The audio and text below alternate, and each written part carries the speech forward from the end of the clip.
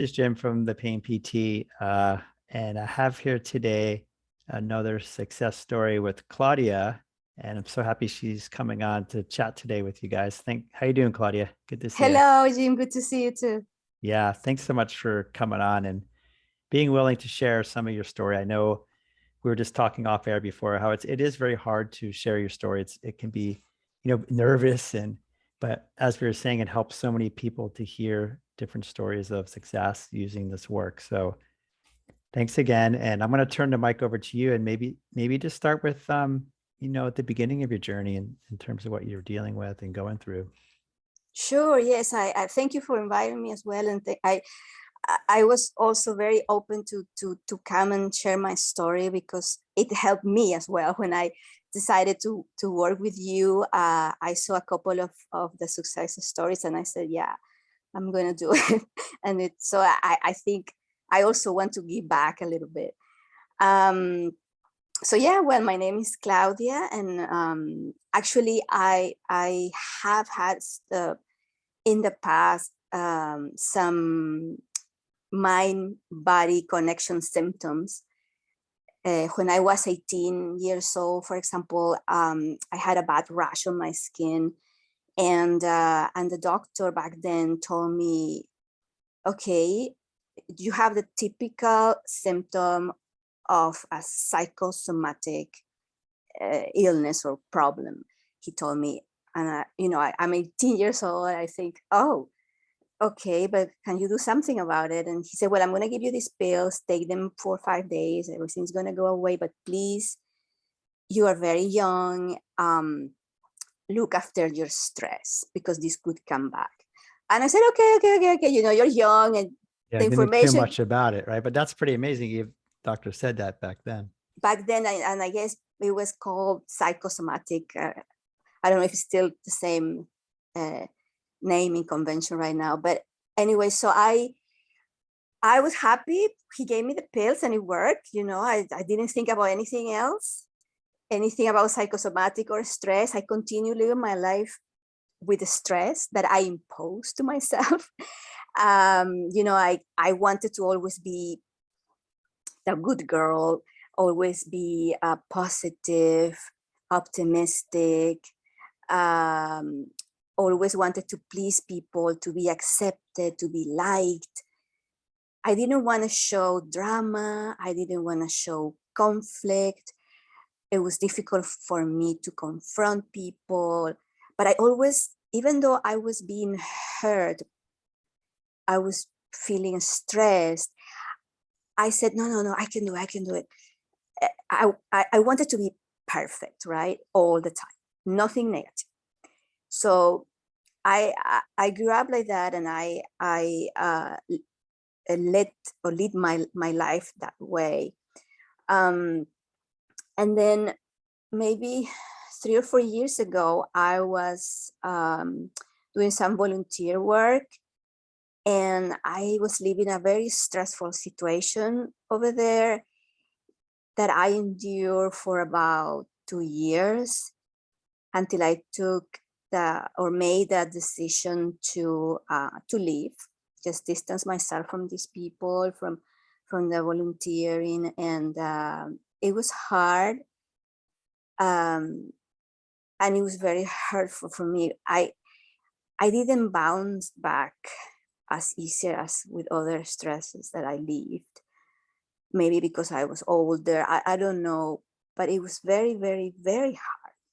I could feel it because I was crying a lot. I feel a lot of anxiety.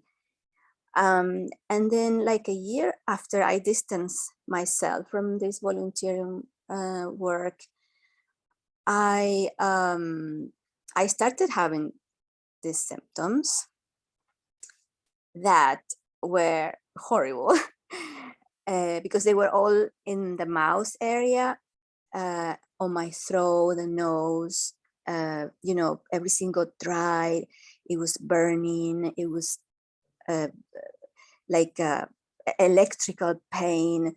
And because it was all dry, I was getting a lot of wounds, canker sores. They were like little volcanoes in my mouth. I didn't have saliva. So talking was very difficult because you need saliva for the tongue to move, right? So my life went from this to blue, totally zero, down. I was down. I was super depressed. I didn't want to talk to anybody. I didn't want to go out. And I thought, oh, I'm lucky that we are in a lockdown because I don't have to socialize.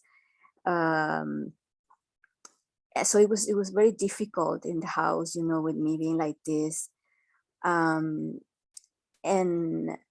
I didn't want to do anything, and all I did was Google things, and it got worse and worse, and thinking, oh, I might have this, I might have that. You know, sometimes Google helps you, and sometimes it doesn't. But I visited all sorts of doctors with this. Name a type of doctor I visited, and all of them told me, "You're fine, you're okay. Next patient, please." I didn't feel heard. I didn't feel much empathy from them, and one of the doctors actually was brutally honest, but I appreciated kind of. She told me, "Look, whatever you have is not a life-threatening condition. So you are not going to die from this. So that's why you feel that other doctors haven't heard you or given you the attention that you think you deserve, because you're not an emergency case." So I thought, okay, yeah, I guess, Some you good know, news, but not everything you wanted to hear. exactly. And then another doctor that I saw, he gave me he was a little bit more compassionate. He gave me some hope. And he actually gave me a diagnosis. He said, "You have burning mouth syndrome." And he said, most of my patients have that have this condition and come to see me are women close to menopause with anxiety.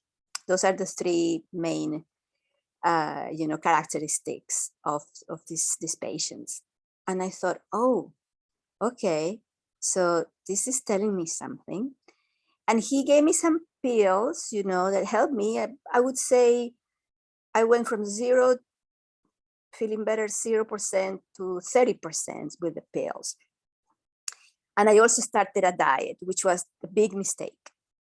I contacted a nutritionist. And again, it's not, I don't want to discredit doctors or discredit nutritionists. They do fantastic jobs, but I guess it didn't work in my case, right? She tried to help me, and I really appreciate, because she didn't want to give up, and she said, "No, maybe this, let's try this."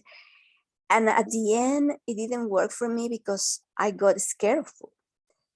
And there was a moment where I was eating only 5 foods, and I lost a lot of weight. Again, depressed because I couldn't go out, couldn't eat, whenever we order something to eat at home, my husband ordered and I cooked for me. It was depressing. So that didn't help, because I was super stressed, anxious, and afraid of food, because it's in the mouth. I thought the food, it has to be the food. So I thought, okay, what can I do, right? If this doctor told me that it's anxiety, then I guess something clicked on me, and I went back to when I was 18 years old with this doctor that told me about the psychosomatic symptoms. So I started Googling again, mind-body connection, anxiety symptoms, and things like that. And I came across Dr. Sarno's book. And from then I started reading. I read some of his books, other people that has worked with him as well. And I realized that I was kind of the typical stereotype of the people that got all these issues, called TMS, right? I think I wanted to do it on my own. I didn't trust anybody because the doctors didn't help me, the diet didn't help me, so nobody is going to help me. I'm going to do it on my own because I have to overpass this on my own. I have to do it. I'm strong. I'm optimistic. I'm positive.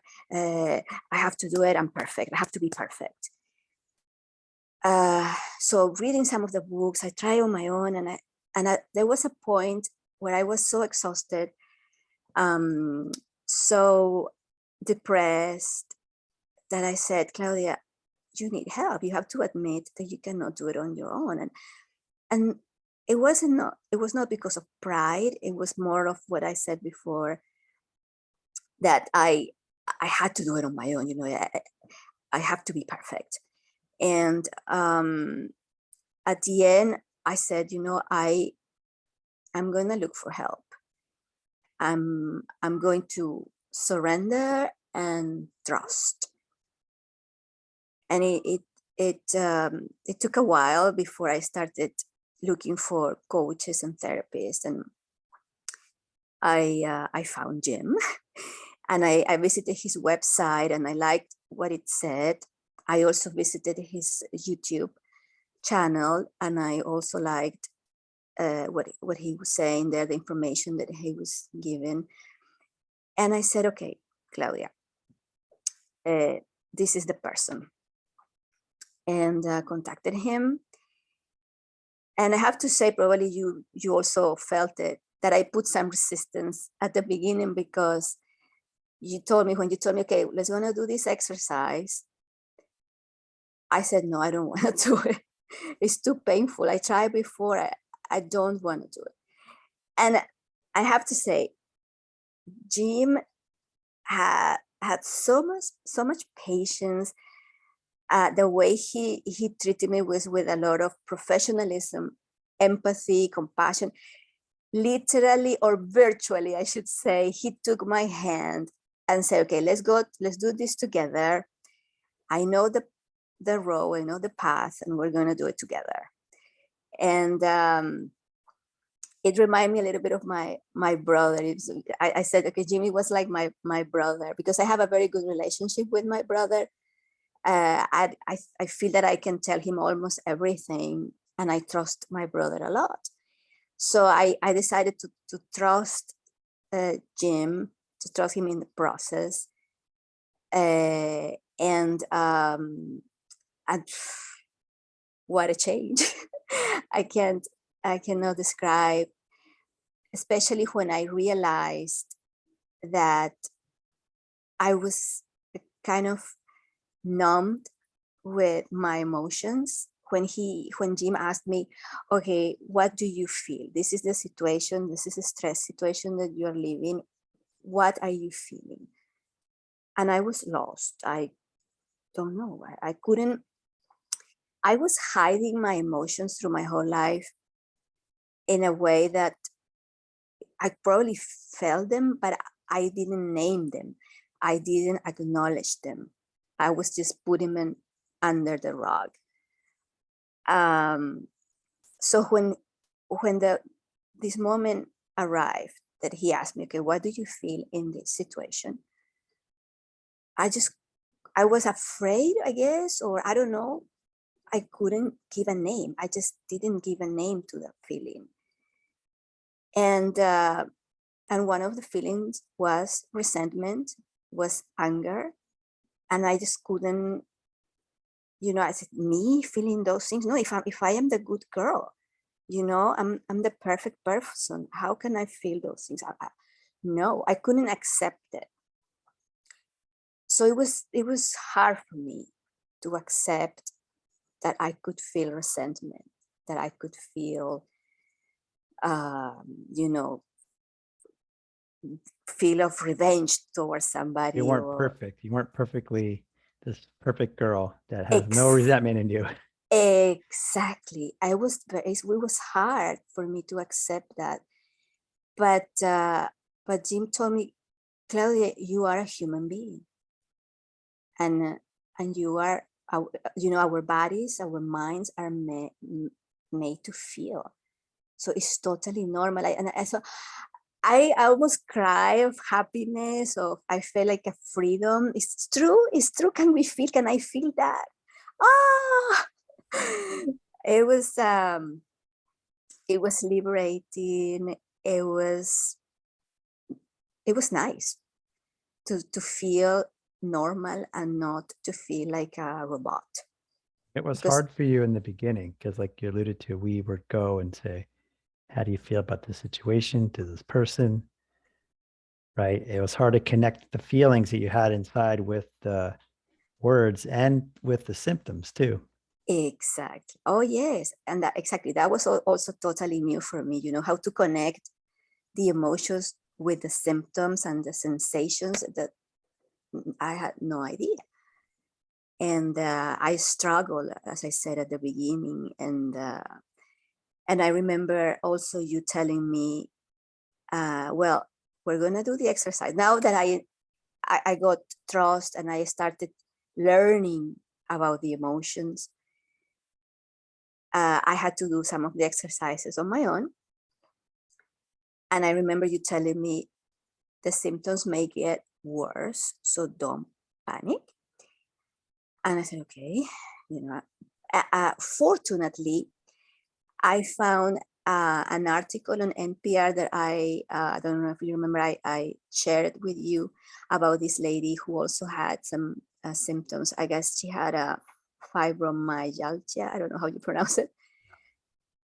Right. And she was following with other therapists this the process that you do, very similar to it. And they told her, your symptoms are going to get worse. So don't panic, don't worry about it. It's part of the process. And that also helped me, to continue on it. And it was true that the symptoms got worse. And but once I started learning doing them, by going through all the painful emotions, things started to get better. I saw the improvement. I remember the first weekend I went with my husband to a restaurant. I was all excited to tell Jim, and I said I ate. I started eating more foods, and I was brave enough to say, okay, I will be okay by adding this, by eating this or that. I'm still working on that, to be fair. I'm not 100% fearless about food, but the change has been dramatic. From 0 to, I would say, 90% better. And every body is different, every person is different. So you don't have to time it. You just, you have to commit. I guess if somebody asked me what is advice you give, I would say you have to commit to yourself, to work with yourself, to accept yourself, and to trust the process,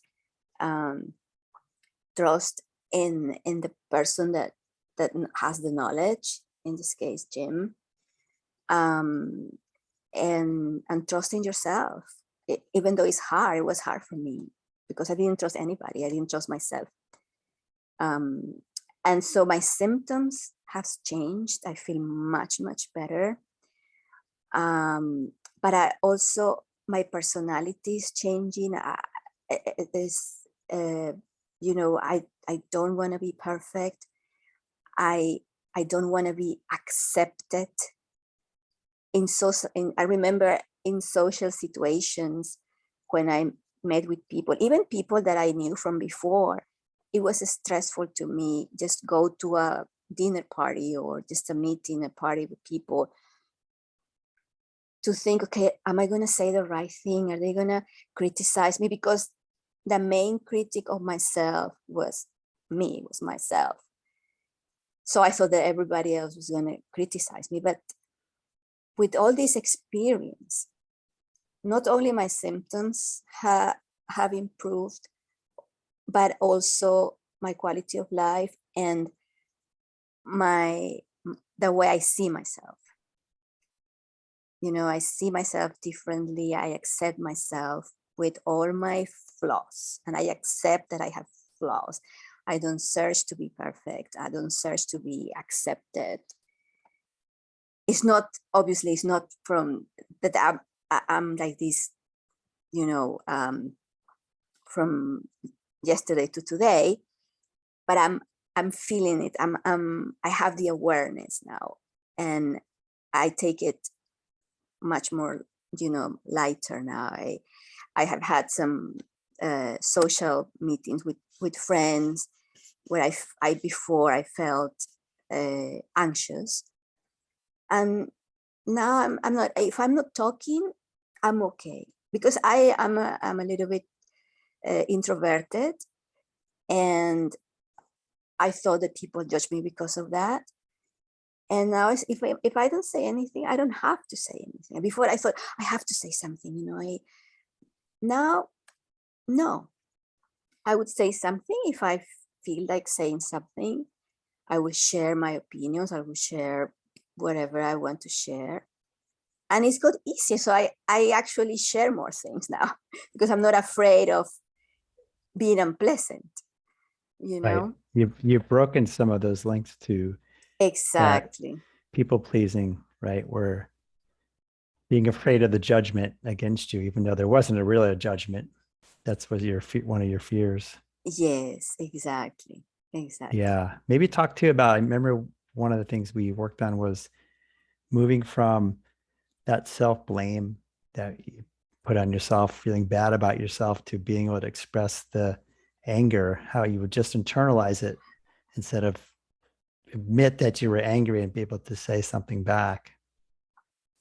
Yes, I mean, I never imagined myself feeling resentment or hatred or something negative. No, I never, because I was raised in a way that, you know, you are a good girl. You cannot feel those things. If you do, then you're a bad person. And when we started talking about this, some of the stressors and the key stress moments that I was living, that I was going through, and you asked me, okay, so what do you feel about this situation, about these people, or this person? It didn't, it couldn't come out of my mouth. I I, I just said I don't know. And when you mentioned the word, maybe anger, maybe resentment, it was a shock for me. It was really a shock, you know. No. Anger, no, I'm probably sad. Yeah, sad. You were I was, sad. That's what I'm getting at. yeah, You would always go to yeah, the sad emotion, yeah, and I was, this not even, you would just completely ignore the anger emotion. exactly. I was trying to, you know, to ignore Jim, and he said, no, no, no, anger, no, sad. Yeah, I'm sad. I'm sad. But it was, again, it was very liberating when you helped me to admit in a very compassionate way that I could feel anger. Seriously.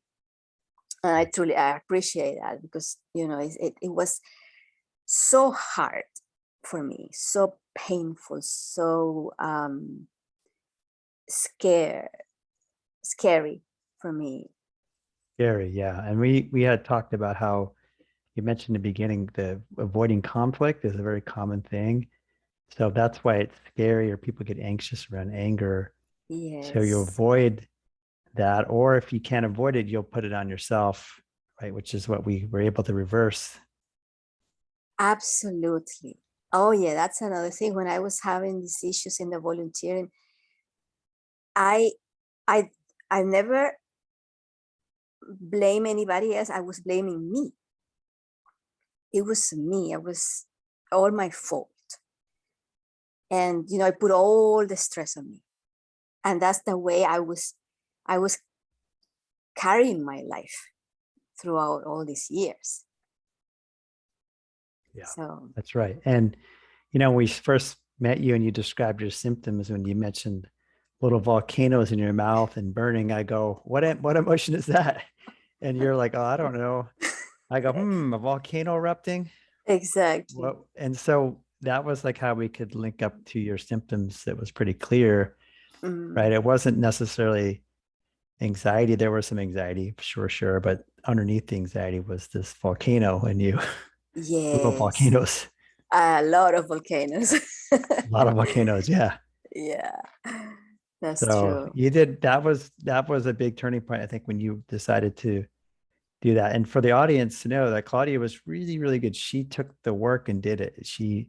Right, in our sessions, you were bringing to the table things you wanted to discuss and talk about and situations, and went home and did some of the other work as well through some of the exercises with the emotional work. So you really got bought into it and dove into it. Yes, I had to, I as I said, I wasn't trusting anybody. I wasn't trusting anything or anybody. And I got a moment up to here. I said, no, I have to. I have to admit that I need help. I have to trust. I have to do this, and to have, it's a commitment to myself. So again, if I repeated, if somebody asked me an advice, I said, trust. You know, commit to yourself. This is a gift for yourself, for your well-being. Yeah, trust the Mhm. process. Alan Trust the Gordon process. also says that in the book, The Way Out. Trust the process, stay with it. And then, moving towards these emotions, right? Moving towards emotions versus away from emotions Mm, is exactly. super important. Oh yeah, definitely very, very important. Not not skip them, not throwing them under the rug, not avoiding them. As you say, acknowledge them. Mhm. Yeah. Yeah. You did a good job. So just for the audience so they know, what was the most helpful thing? So there's a lot of, there's different pieces of the puzzle here that people use, and people get better with different ones. Some people do a lot of somatic tracking. Some people do journaling. We did a lot of emotional awareness and expression. Some people use mindfulness, cognitive behavioral self-talk. So which of those would you say was the most helpful for you, the most powerful?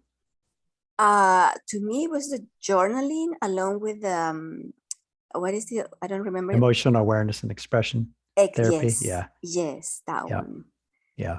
When we imagine being in the situation, um, but I actually, to be honest, I did that mostly with you because it was harder to do it on my own. I tried, of course, yes, and I continue trying it. Uh, but uh, but I think as a starter, when I was starting, just doing it on my own was too much, and doing it with you, with your help, with your guidance, was much better. The journaling, I could do it on my own. I was afraid of it. I didn't want to do it when you told me, but I got better at it, and but the other part, I think it's better at least at the beginning to do it with you, with your guidance. Yeah. Absolutely. And the journal, that's a good point. The journaling, a lot of people find they're scared to do it, or like you said, the symptoms are going to get worse, and they do get worse. But that's just a sign Yeah, that you hit upon something. You hit a nerve. You're on the right track, actually. If the symptoms get right, worse, it's like right. in physical therapy, we used to say, if you push on the body part and it hurts them, you go, oh well, okay, we're onto something. So if Exactly. you were getting in touch with your emotions and pain was going up, then you were obviously onto something. Right. Yeah. Absolutely. Yeah. Well, you did awesome, Claudia. Thank Thanks for you. coming on and sharing your story again. It's really Sure. inspiring and helpful. And it's another different condition that shows that you can get over. I know it was really tough for you, but you, like you said, stuck with the process and dove into your Yes. emotions. And Yes. I've come out a different person. So I'm really, really proud of you. Thank you so much. Thank you for all your work, really, and your understanding, and you know that your empathy and professionalism. Really thankful for that. Okay. You're very welcome. Have a good day. We'll see you down the road a bit. All right. Thank you. Okay. Bye.